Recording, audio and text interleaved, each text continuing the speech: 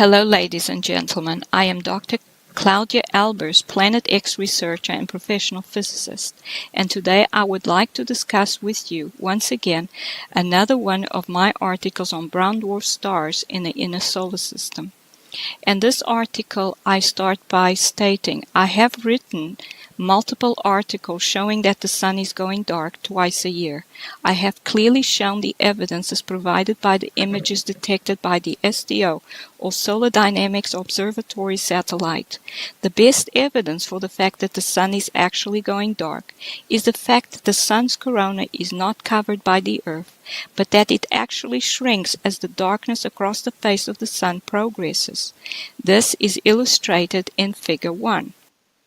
Now in Figure 1, it shows two images from August 25, 2015. The first image is from 7, and it's just before the sun starts going dark. And this image, the second image, is from 7:06, so 6 minutes later. Now, if we examine the sun's corona at these two positions, we see what it looks like before the darkness advances across the surface of the sun. And we see what it looks like just a few minutes later. As you can see, the corona has shrunk. Look how much smaller it is in comparison to how large it looks over here. It's shrunk, it's flush with the surface of the sun. And this happens in all the images. It's especially obvious on the first day of the cycle because the darkness progresses slower. And we can also see that the surface here, this darkness here, is not the same, does not appear here. There's a tiny little bit of darkness there, and there's a large piece of darkness there. And if the sun's corona was covered like we would expect it to be, if this was an eclipse, we'd get a dark line along here. The corona would come out to about there, just like it does there. It would never do what we see it doing here. This shows that this is not due to an eclipse. The sun is actually going dark, and the corona shrinks as the sun goes progressively dark. Now, the SDO satellite has been in orbit since February 2010, and examination of the images since the beginning of 2011 until recently has shown that the period of the twice-yearly dark sun cycle is T1, which is 183 plus or minus 1 days, and T2, 178 plus or minus 1 days. Two periods are needed because it happens twice a year, and the time period between the cycles is not the same. So, for example, in 2011, the first darkening cycle of the year started on March 12th, and the second on September 11th. The time period between the two dates is 183 days. But then the first darkening cycle in 2012 was March 6th, and the time period between September 11th and March 6th, let's move up again, was 178 days. And we see this alternating of a slightly longer period, slightly shorter period. Now, according to the gravitational theory of star formation, and the theory that states that stars are powered by thermonuclear reactions from within, it is impossible for a star to go dark. But the observations are telling us that the sun is going dark. This means that we need a new theory to explain what makes the sun work. Fortunately, we have the electric theory of the universe, which states that stars are formed by galactic electric currents and that they are also powered by these currents.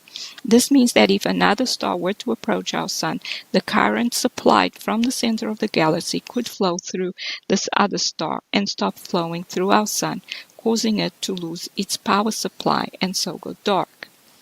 But I don't think that the electrical theory explains all that we see happening. I think that part of the sun's emission is due to fusion reactions, but these are happening on the surface and atmosphere, not in the sun's core.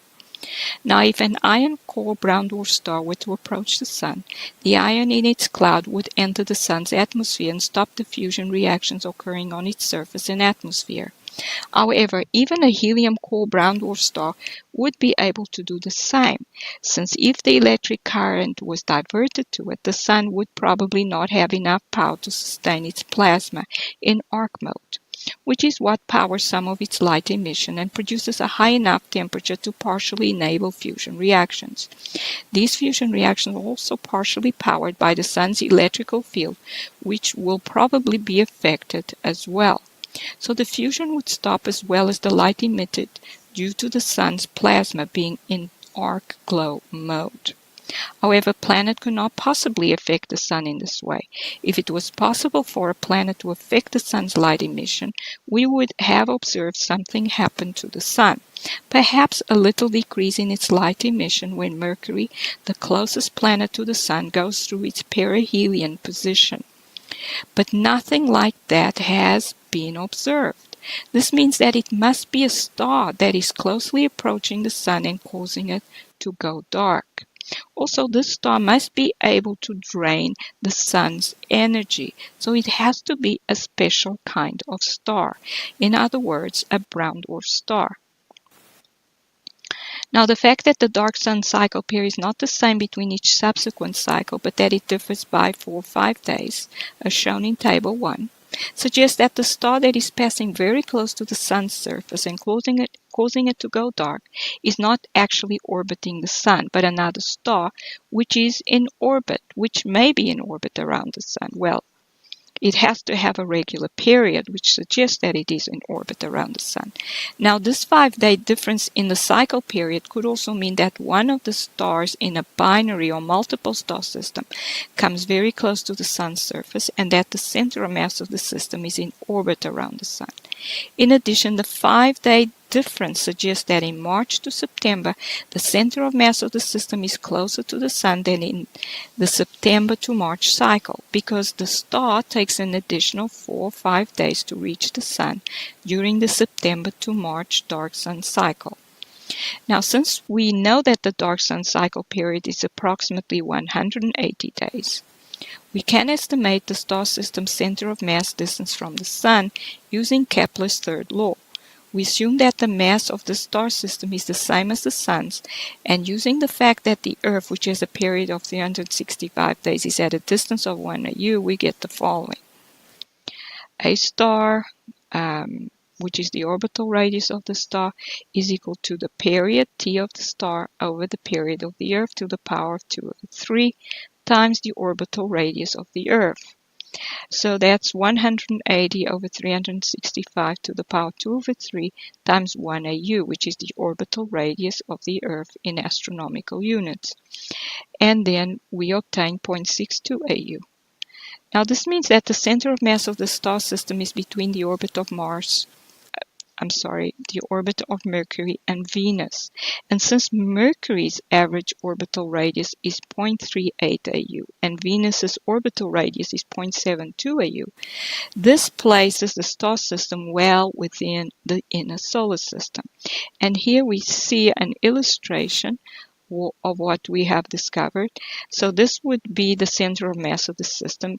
And if the system is made up of a heavy object and a light object, and this would be the object that passes close to the Sun and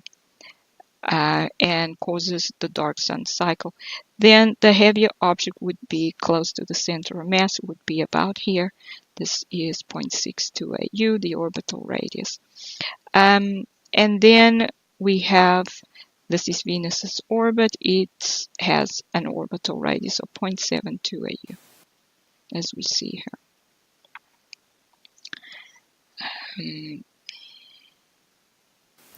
So this is what that star system. We now look at further observational evidence for the presence of brown dwarf stars in the inner solar system. And figure 3 below shows a HI1A image from March 11, 2011. And the object in the image is labeled Venus, but we are going to see that it cannot be Venus. It has to be a brown dwarf star. And this brown dwarf star has obviously been in the solar system for a few years, has gained enough energy and protons from the sun to be able to emit light and thus be visible in these images. And this is the red image available directly from the SETI Waves website. And this is the blue image that we can get from the stereo website. And what we see is again Venus, and we see a large object behind Venus, circular with very defined edges. It may look transparent at first, but if we look at it closely, it's what we see. There's a discontinuity at the edge, so it's not quite transparent. And I think it may be used to hide objects that we are not supposed to see in the image. And then we have this image here. The sun is over here in this image, and we see what looks like these plasma ejections. It looks like plasma rain that seems to be coming off the sun. Again, we see the large circle there. And then in this image, which is from March 21st, 2011, we see an object appear. Now, this object is not the sun because it has sort of an elliptical shape. And it has what looks like solar flaring activity. These look like solar flares. And it looks like it has plasma on its surface. So it must be a star. And it could be a lens flare, say, of this object, but then that would mean that this object looks like this object and is a star. Now, in the next image, we are going to see an object that develops plasma loops. And let's see a plasma loop developing there. Now, the plasma loop generated by this object is much larger than the object itself. This suggests that this object generates a very large magnetic field, which is completely out of proportion to its size. Now, Venus does not generate its own magnetic field, and it also is not made up of hot plasma, so this object cannot be Venus. Only a star has plasma on its surface to flow along magnetic field lines. This object's small size in comparison to the large magnetic field it must generate suggests that it is the core of a once much larger star and therefore a brown dwarf star. So you can see here we see the plasma loop growing in size that comes off the object that was labeled as Venus. But it cannot be Venus. And we see here the plasma loop that we usually see on the sun. And we can see these plasma loops are much smaller than the surface of the sun. But these plasma loops coming off this object are huge, completely out of proportion to its size. And we see other ejections coming off the object. We see a long jet ejection and a large rounded ejection. You see it's even larger there, so it obviously grows in size.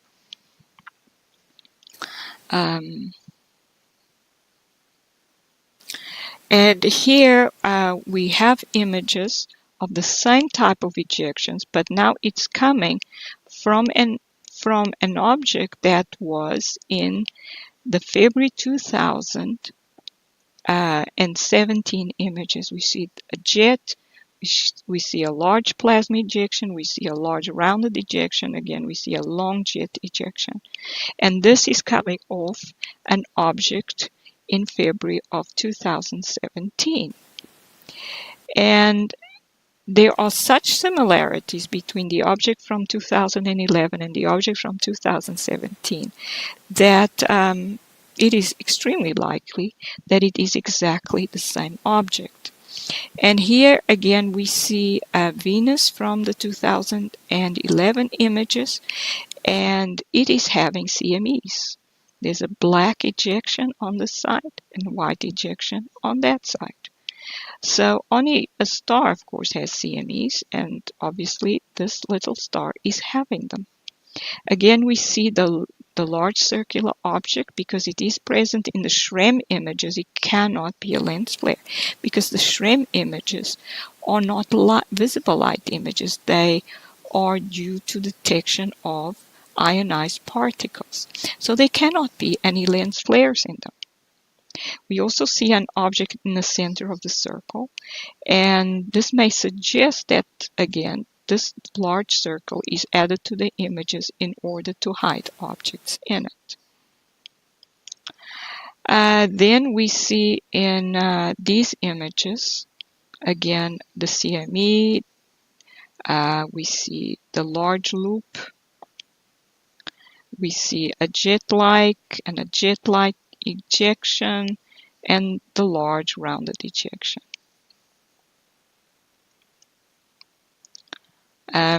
Now figure 10 showed HI1A SRAM images from March 22nd and March 24, 2011.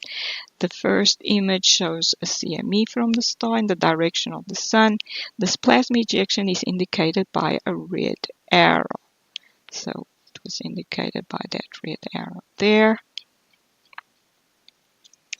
This plasma ejection, is indicated by it. Then there's the ejection. Okay, we don't need to go. This CME is in proportion to the star size, and then we have the plasma loop, which appears in the next three images, and that is indicated by the blue arrows. And these ejections are much larger, much larger than the object, which would not be happening in a main sequence star.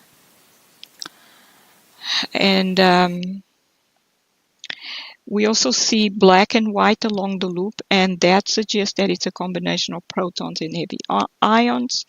It is black on the inside, indicating that protons emitted from this area. And on the outside, it is white, indicating that heavy ions are emitted from that area. Then in the next three images, we get the plasma jet-like ejections, which again come in white, which indicates heavy ions, and black, which indicates protons. And lastly, the large rounded plasma ejection is white, indicating that it is a heavy ion ejection.